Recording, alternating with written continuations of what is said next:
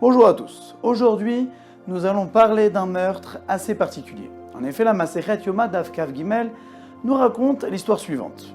Au Beth Amikdash, nous savons que les Kohanim devaient faire le service, mais pour déterminer qui devait faire quoi, il y avait un tirage au sort.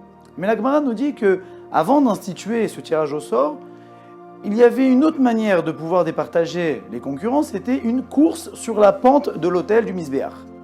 Et le premier donc, qui sera arrivé là-haut aura le privilège de faire la avoda en question.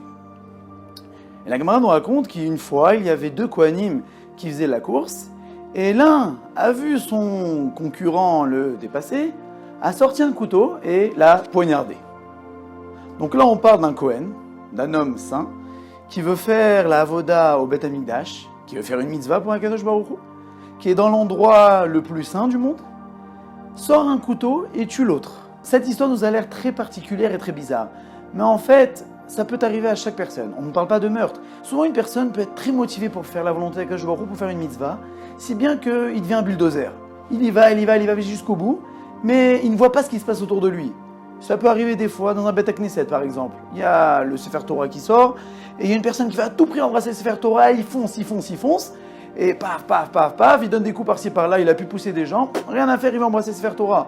Ou des fois, il peut y arriver dans des lévayot de certains rabbanim que les gens veulent avoir le mérite de pouvoir porter le rave, alors ils commencent à pousser à droite, à gauche, donnant des coups. Ils veulent faire la volonté de Dieu, ils veulent faire la mitzvah, mais ils oublient qu'il y a d'autres personnes autour d'eux.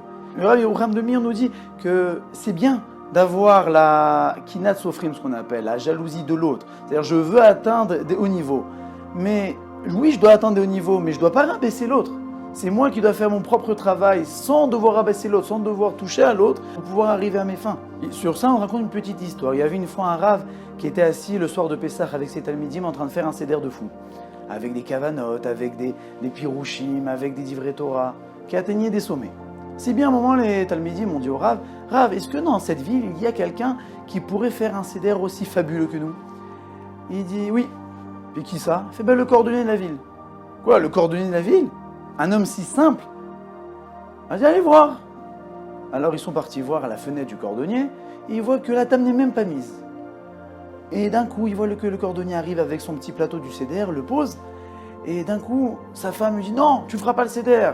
Pour une raison ou pour une autre, je ne sais pas pourquoi, la femme ne voulait pas qu'il fasse le seder, mais lui, il ne s'énerva pas. Il dit, mais s'il te plaît, il commence à essayer de lui faire des compliments, à essayer de la convaincre pour pouvoir faire le seder. Mais elle ne le voulait pas, et donc il commence à essayer encore une fois de prendre le seder, mais sans s'énerver.